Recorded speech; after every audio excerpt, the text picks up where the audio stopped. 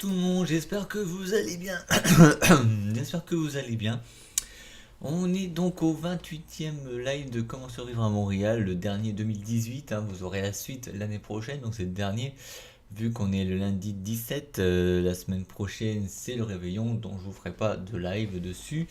Et puis en plus de ça, je ne serai certainement pas là. Donc voilà. On va donc continuer, on va faire immigrer autrefois aujourd'hui. Euh, donc on va commencer, je regarde un petit peu ce qu'on a. On a un arrêt stop et on a du blabla à dire. Voilà. En espérant pas avoir de problème de gorge, je commence à avoir un problème. Immigré autrefois. Entre les années 1610 et 1640, à peine 300 Français avaient débarqué au Canada.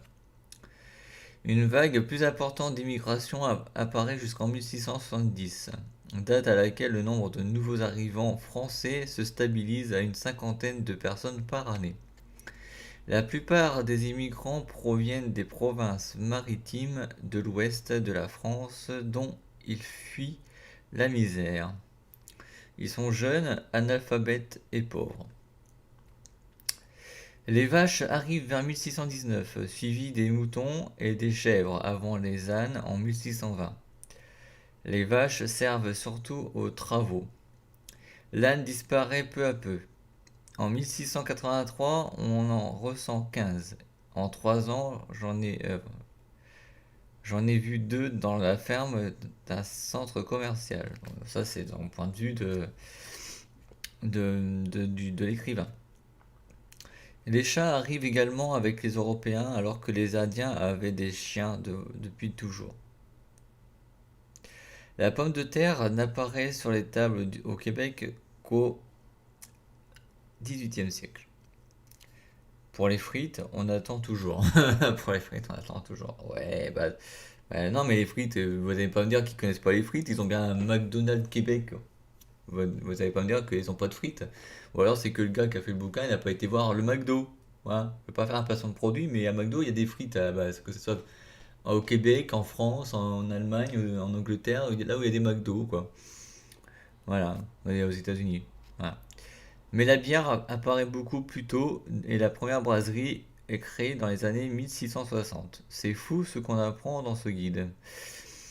En 1709, Louis XIV autorise la déportation des enfants trouvés pour en débarrasser Paris, alors que certains tribunaux envoient les condamnés dans la colonie pour s'occuper de la culture des terres et les obliger d'élever leurs enfants dans la vie chrétienne. Et d'abord une vie civile honnête pour gagner leur vie. Cela n'arrange pas tout le monde. Il est dangereux d'envoyer des fainéants au Canada, déclare un administrateur. Et comme dirait l'auteur de ce livre, ah bon. Encore un mot à propos des vaches. Au XIXe siècle, la seule manière de les transporter vers l'abattoir consistait à les faire nager derrière l'embarcation du canotier. Messi. Oui, c'est une blague à 3 sous de Monsieur l'auteur. Comment il s'appelle, Monsieur l'auteur déjà? Monsieur l'auteur, comment vous appelez? On vous appelez Hubert. D'accord, bah Hubert, Saint-Hubert, t'arrêtes tes conneries, ok? Alors que Richelieu interdit aux Huguenots français de s'établir dans les colonies d'outre-mer, la couronne anglaise favorise le départ de ceux qu'elle persécute dans les cartes.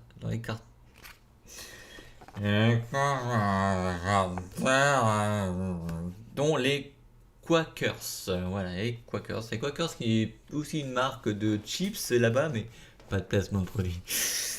Les conséquences économiques et humaines de ces différents types d'immigration ont façonné l'Amérique du Nord, puritains anglo-saxons et huguenots aux États, les autres au Québec. Tout ce que nous connaissons de Montréal n'existait pas il y a 50 ans. Sur le boulevard Saint-Laurent ne se trouvait alors que Schwartz. Et il n'y avait aucune boutique rue Saint-Denis et très peu sur l'avenue du Mont-Royal. Pas non plus d'espresso. Voilà, ça c'est fait. On va passer à l'arrêt stop qui s'appelle Pèlerinage irlandais. Lieu historique national de la grosse île et le Mont-Royal. Oh là, attendez, excusez-moi, mais là, il est quelle heure à cette heure-ci, Jean-Mi? Ah, et je suis pas encore réveillé, bah putain. Lieu historique national de la Grosse Île et le mémorial des Irlandais. Voilà, j'ai réussi à le dire. 48 km en aval de Québec par un traversier au départ de Québec. Cette île a fait office de station de quarantaine du port entre 1832 et 1937. Vers 1830, près de 30 000 Européens arrivent chaque année, en majorité des Irlandais. Comme à cette époque, il y a en Angleterre une épidémie de choléra, bientôt suivie de typhus, ou du typhus, je sais pas comment on dit, Typhus, typhus, ouais, on crée dans l'île des stations de quarantaine qui se transforment vite en cimetières. On évalue à 5424 le nombre de victimes enterrées. L'île est aujourd'hui un musée. Numéro de téléphone, si vous voulez visiter, 418 234 8841. Voilà, ça c'était pour l'arrêt stop. Et encore désolé si j'ai un petit problème pour parler. La gastronomie québécoise tournait autour des plats suivants: le pâté chinois, un chip parmentier servi selon les dires aux ouvriers chinois du chemin de fer transcontinental. Les oreilles de porc conservées dans l'huile et le beefsteak sans frites ni salade, ni mayonnaise, ni ketchup. Eh ben non, ça c'est pas très sympa. Et la poutine alors? Elle n'est apparue dans l'art culinaire qu'en 1957 grâce à Fernand Lachance, pas pour nous. Il semble en effet qu'un soir de la fin août de cette année, voire début septembre selon certains historiens fondamentalistes, un consommateur répondant au nom de Eddie Lennes s'adressa au dénommé Lachance. Il devait être approximativement 17h27 lorsqu'il lui ordonna de lui servir, dans un sac de papier brun, une barquette de frites et une autre de fromage. Au fin de prévenir son client des dégâts qu'un semblable mélange ne manquerait de provoquer, le sieur Lachance s'écria aussitôt: Ça va faire une méchante poutine. Hélas, il avait raison. Bah oui, parce que à l'heure d'aujourd'hui, la poutine est très traditionnelle au Québec, même au Canada, je pense.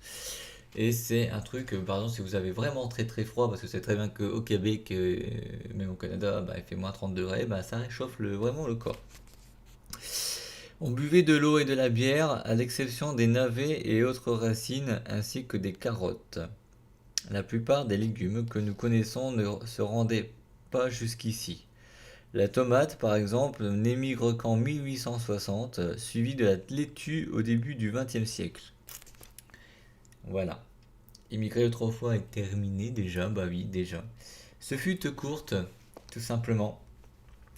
L'année prochaine, on fera le live numéro 29 sur la création d'une société, créer une société. Il y aura un point en pratique, il y aura certainement, on va parler d'entreprise individuelle, on va parler de la compagnie, voilà, il y aura aussi quelques adresses, sites internet, des chiffres, voilà, pour bien commencer tranquille l'année 2019, donc le live numéro 29 sera l'année prochaine. Alors, je vais vous dire un petit peu ce qui va se passer pour Canadian Life là pour l'instant. Là, c'était le dernier live de l'année. Il y a pas si longtemps, vous avez eu le droit à votre vlog ma numéro 18. Ça va continuer jusqu'à lundi prochain, jusqu'au 24. Et ensuite, ben, l'année prochaine, vous aurez le droit au suivre à Montréal 29 jusqu'à 43 avec les vlogs spéciaux, comme on change pas d'habitude. Donc, en même temps que le 29, il y aura le vlog spécial numéro 3. Il y en aura d'autres aussi, hein.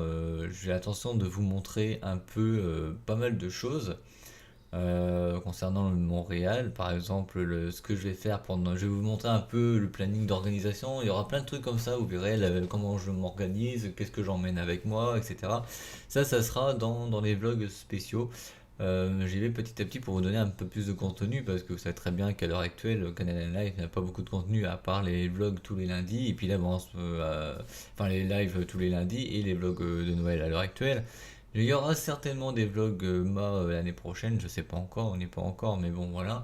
Je vous ferai tout ça bien comme il faut, vous inquiétez pas, il y aura des petits contenus tranquillou. En tous les cas, je vous souhaite à tous de bonnes fêtes de fin d'année. De toute façon, je vous le dirai certainement au dernier vlogma la même chose parce que vous allez encore me voir en vidéo. Et je vous souhaite une bonne journée, un bon lundi. Et on se retrouve pour les vlogs en live de Survivre à Montréal la semaine prochaine, c'est-à-dire à peu près vers le 14 janvier, si je ne me trompe pas, ou le 7 janvier, je sais plus, on va voir, ça sera en fonction. De toute façon, si vous voyez que c'est en live, c'est que je suis revenu. Voilà, salut tout le monde et à la prochaine. Ciao!